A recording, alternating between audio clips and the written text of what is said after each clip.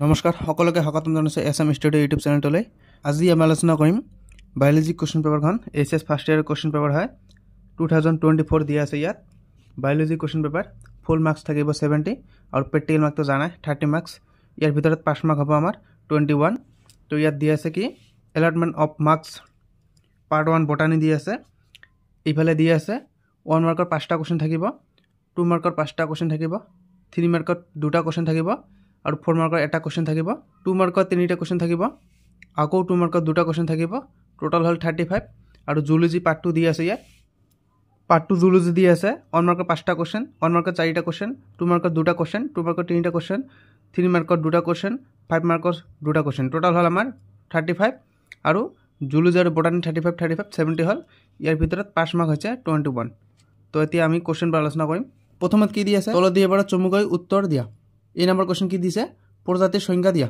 ইয়াৰ উত্তৰটো হ'ল, ইয়াৰ উত্তৰ হৈছে প্ৰজাতি হৈছে এনে জীৱৰ গোট। প্ৰজাতি হৈছে এনে জীৱৰ গোট যিসকলে একে আনুষ্ঠানিক পদ্ধতিত প্ৰজনন কৰি উৰ্বৰ সন্তান উৎপন্ন কৰিব পাৰে বা জন্ম দিব পাৰে। ইয়াৰ পিছৰ কুৱেশ্যনটোলৈ আগবাঢ়িম। বি নম্বৰ কুৱেশ্যন কি দিছে, ভাৰতবৰ্ষৰ এখন বিখ্যাত উদ্ভিদ উদ্যানৰ নাম লিখা। ইয়াৰ উত্তৰ হৈছে আচাৰ্য Jagadish Chandra Bose. C number question কি দিছে, লাইকেনসমূহ কি কি। ইয়াৰ উত্তৰ হৈছে লাইকেন হৈছে শৈবাল আৰু ছাতাৰ সহযোগিতাৰ ফলত সৃষ্টি হোৱা এক বিশেষ জীৱ। ইয়াৰ পিছৰ কুৱেশ্যনটোলৈ আগবাঢ়িম। ইয়াৰ পিছত ডি নম্বৰ কুৱেশ্যন কি দিছে, কোষ মতবাদটো কি বা কোষ মতবাদ কি। ইয়াৰ উত্তৰ হৈছে কোষ মতবাদ মতে সকলো জীৱ কোষেৰে গঠিত আৰু কোষ জীৱৰ মৌলিক একক। ইয়াৰ পিছৰ কুৱেশ্যনটোলৈ আগবাঢ়িম। ইয়াৰ পিছত ই নম্বৰ কুৱেশ্যন কি দিছে, প্লবালয়ন বা কোষ দ্ৰব্য সংকোচন মানে কি। ইয়াৰ উত্তৰ হৈছে কোষ দ্ৰব্য সংকোচন হৈছে কোষৰ ভিতৰৰ পানী বাহিৰলৈ ওলোৱাৰ ফলত কোষঝিল্লিৰ সংকোচন প্ৰক্ৰিয়া। ইয়াৰ পিছৰ কুৱেশ্যনটোলৈ আগবাঢ়িম। 2 নম্বৰ কুৱেশ্যন কি দিছে, তলত দিয়ে পৰা চমু উত্তৰ লিখা। এই নম্বৰ কুৱেশ্যন কি দিছে, ভেঁকুৰসমূহৰ 4টা বৈশিষ্ট্য লিখা। ভেঁকুৰৰ 4টা বৈশিষ্ট্য হৈছে, প্ৰথমটো হৈছে এটি কোষী একেটা কোষৰ পৰা গঠিত। দ্বিতীয়টো কি দিছে, পৰিসৰ প্ৰতি সঁহাৰি, পৰিবেশৰ সঁহাৰি মুকলি কৰে। তৃতীয়টো কি দিছে, অধিকাংশ শৈবালৰ পৰা উৎপন্ন হয়। চতুৰ্থটো কি দিছে, বহুৰূপী বা একাধিক আকাৰত থাকে। ইয়াৰ পিছৰ কুৱেশ্যনটোলৈ আগবাঢ়িম আমি এতিয়া। বি নম্বৰ কুৱেশ্যন কি দিছে, বেক্টেৰিয়া কোষৰ বৈশিষ্ট্যসমূহ লিখা। বেক্টেৰিয়া কোষৰ বৈশিষ্ট্য হৈছে, প্ৰথমটো হৈছে নিউক্লিয়াছ নাথাকে, দ্বিতীয়টো হৈছে কোষৰ দেৱাল থাকে, তৃতীয়টো হৈছে ইহঁত একক কোষী, চতুৰ্থটো হৈছে স্বাভাৱিক বা অনুজীৱ পৰিৱেশত থাকে। ইয়াৰ পিছৰ কুৱেশ্যনটোলৈ আগবাঢ়িম আমি এতিয়া। চি নম্বৰ কুৱেশ্যন কি দিছে, বৃত্তিৰ 2টা কাৰ্য উল্লেখ কৰা। বৃত্তিক ইংৰাজীত কেলিক্স বোলা হয়। কেলিক্সৰ 2টা কাৰ্য হৈছে, প্ৰথমটো হৈছে পত্ৰবোৰক সুৰক্ষা দিয়া। কেলিক্স ফুলৰ সেউজীয়া অংশৰ পৰা ফুলৰ অংগবোৰক সুৰক্ষা দিয়ে। 2 নম্বৰ কি দিছে, ফুলৰ বিকাশত সহায় কৰা। কেলিক্সে ফুলৰ অংগবোৰক বিকাশত সহায় কৰে। ইয়াৰ পিছৰ কুৱেশ্যনটোলৈ আগবাঢ়িম আমি এতিয়া। ডি নম্বৰ কুৱেশ্যন কি দিছে, ফুলৰ বিভিন্ন অংশৰ নাম লিখা।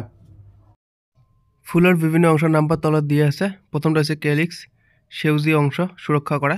দ্বিতীয়টো হৈছে কৰলা, তৃতীয়টো হৈছে অষ্টামী আৰু চতুৰ্থটো হৈছে গাইনোচিয়াম, স্ত্ৰী অংগ ডিম্বাণু থাকে। ইয়াৰ পিছৰ কুৱেশ্যনটোলৈ আগবাঢ়িম।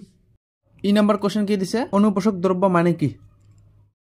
অনুপোষক দ্ৰব্য হৈছে ভিটামিন আৰু খনিজ পদাৰ্থ যিবোৰ শৰীৰৰ খুব কম পৰিমাণে প্ৰয়োজন হ'লে শাৰীৰিক বৃদ্ধি, ৰোগ প্ৰতিৰোধ আৰু কোষৰ সঠিক কাৰ্যক্ষমতাত অধিক বা অতি গুৰুত্বপূৰ্ণ হয়। ইয়াৰ পিছৰ কুৱেশ্যনটোলৈ আগবাঢ়িম আমি। ইয়াৰ পিছত 3 নম্বৰ কুৱেশ্যন কি দিছে, পাতৰ বিভিন্ন ৰূপান্তৰৰ বিষয়ে লিখা। 4 নম্বৰ কুৱেশ্যন কি দিছে, গলগি বডিৰ গঠন আৰু কাৰ্য বৰ্ণনা কৰা। 5 নম্বৰ কুৱেশ্যন কি দিছে, চিত্ৰৰ সহায়ত একবীজপত্ৰী বীজৰ গঠন বৰ্ণনা কৰা। 6 নম্বৰ কুৱেশ্যন কি দিছে, তলত দিয়ে পৰা মাজত পাৰ্থক্য লিখা, যিকোনো 2টা কৈছে। পাৰ্থক্যবোৰ ভালদৰে চাই ল'লে হ'ল। এই নম্বৰ কুৱেশ্যন কি দিছে, দলমণ্ডল আৰু ভিত্তি। ইয়াৰ পিছত বি নম্বৰ কুৱেশ্যন কি দি আছে, জাইলেম আৰু ফ্লোৱেম। চি নম্বৰ কুৱেশ্যন কি দি আছে, বেপন আৰু আশ্ৰিতি। 7 নম্বৰ কুৱেশ্যন কি দি আছে, তলত দিয়ে পৰাৰ ওপৰত চমু টকা লিখা, যিকোনো 2টা। এ নম্বৰ কি দিছে, কোষ কেন্দ্ৰ। বি নম্বৰ কি দিছে, উদ্ভিদৰ বৃদ্ধি নিয়ন্ত্ৰক। চি নম্বৰ কি দিছে, জিবাৰেলিন। ইয়াৰ পিছত আমি জুলজি কুৱেশ্যন পেপাৰখন আলোচনা কৰিম। পাৰ্ট 1 কুৱেশ্যন পেপাৰখন চলুশ্যন হৈ গ'ল। এতিয়া পাৰ্ট 2 কুৱেশ্যনখন আমি চলুশ্যন কৰিম। জুলজি কুৱেশ্যন পেপাৰ হয় এইটো, প্ৰাণী বিজ্ঞান। 1 নম্বৰ কুৱেশ্যনত কি দিছে, খালী ঠাই পূৰণ কৰা। এ নম্বৰ কি দিছে, ADH ডেছে নিঃসৰণ কৰে। ADH কি নিঃসৰণ কৰে, ADH পিটুইটাৰী গ্ৰন্থি নিঃসৰণ কৰে। বি নম্বৰ কি দিছে, স্তন্যপায়ী প্ৰাণীৰ কোষ চক্ৰৰ গড় আয়ু হ'ল ডেছ, কিমান দিয়া আছে 2 আৱাৰ্ছ, 2 ঘণ্টা। চি নম্বৰ কুৱেশ্যন কি দিছে, কাইটিয়া মাছৰ ডেছ ডৰ ফুল থাকে। কাইটিয়া মাছৰ 4 ফুল থাকে। ডি নম্বৰ কুৱেশ্যন কি দিছে, জৈৱ অণুসমূহ হ'ল ড্যাশ মেটাবলাইট জৈব অনুসমূহ হল প্ৰধান মেটাবলাইট। ই নম্বৰ কোৱেশ্চন কি দিছে উৎসেচকৰ অপ্ৰটিন অংশটক ড্যাশ বুলি কোৱা হয় উৎসেচকৰ অপ্ৰটিন অংশটক কফেক্টৰ বুলি কোৱা হয়। এক নম্বৰ কোৱেশ্চন কি দিছে হৃদযন্ত্ৰৰ ড্যাশক পদযমন বুলি কোৱা হয় হৃদযন্ত্ৰৰ কি হক পদযমন বুলি কোৱা হয়। ইয়াত এনসাৰ আছে এছ এ নট বা সাইনোএট্ৰিয়েলক পদযমন বুলি কোৱা হয়। ইয়াৰ পিছৰ কোৱেশ্চনবোৰ আলোচনা কৰিম। তলত দিয়ে এবাৰ অতি চমু উত্তৰ দিয়া যিকোনো চাৰিটা কৈছে সকলোবাৰ দেখুৱাই দিম। স্নায়ুৰম কি কোষ চক্ৰৰ সংজ্ঞা দিয়া। সি নম্বৰ কি দিছে ইউৰিঅটেলিক প্ৰাণীসমূহ কি কি। ডি নম্বৰ কি দিছে তেজত কাৰ্বন ডাই অক্সাইড কেনেকৈ প্ৰভাৱিত হয় ভেৰি ভেৰি ইম্পৰ্টেণ্ট কোৱেশ্চন এইটো। ই নম্বৰ কি দিছে প্ৰটিন বিশ্লেষী উৎসেচকসমূহ কি কি। 3 নম্বৰ কোৱেশ্চন কি দি আছে তলত দিয়ে এবাৰ মাজত পাৰ্থক্য লিখা স্নায়ুপুচ্ছ আৰু স্নায়ুৰম। বি নম্বৰ কি দিছে প্ৰটিন বিশ্লেষী উৎসেচক আৰু স্নেহ বিশ্লেষী উৎসেচকৰ মাজত পাৰ্থক্য লিখা। সি নম্বৰ কি দিছে স্তম্ভাকৃতি আচ্ছাদক আৰু ঘনকাকৃতি আচ্ছাদক। ডি নম্বৰ কি দিছে নিউক্লিঅচাইড আৰু নিউক্লিঅটাইডৰ মাজত পাৰ্থক্য কি। 4 নম্বৰ কোৱেশ্চন কি দিছে তলত দিয়ে এবাৰ চমু উত্তৰ দিয়া। এ নম্বৰ কি দিছে হৃদপেশীৰ বৈশিষ্ট্য লিখা। বি নম্বৰ কি দিছে পুৰুষ কংকালৰ বিষয়ে লিখা। সি নম্বৰ কি দিছে দেহৰ দ্বিপ্ৰতিসমতাৰ বিষয়ে লিখা। ডি নম্বৰ কি দিছে প্ৰটিনৰ কেইটামান জৈৱিক তাৎপৰ্য উল্লেখ কৰা। ই নম্বৰ কি দিছে সন্ধিবদী প্ৰাণীসমূহৰ 4টা সাধাৰণ বৈশিষ্ট্য লিখা। 5 নম্বৰ কি দিছে তলত দিয়ে এবাৰ ওপৰত চমু টকা লিখা। এ নম্বৰ কি দিছে অক্সিজেন হিমোগ্লোবিন বিয়োজন ৰেখা। বি নম্বৰ কি দিছে সহ উৎসেচক। সি নম্বৰ কি দিছে কোষাবৰণ। ডি নম্বৰ কি দিছে প্ৰতিক্ৰিয়া। ই নম্বৰ কি দিছে মিঅচিছৰ তাৎপৰ্য। ইয়াৰ পিছত 6 নম্বৰ কোৱেশ্চন কি দিছে মানুহৰ পাচন তন্ত্ৰৰ চিত্ৰসহ বৰ্ণনা কৰা।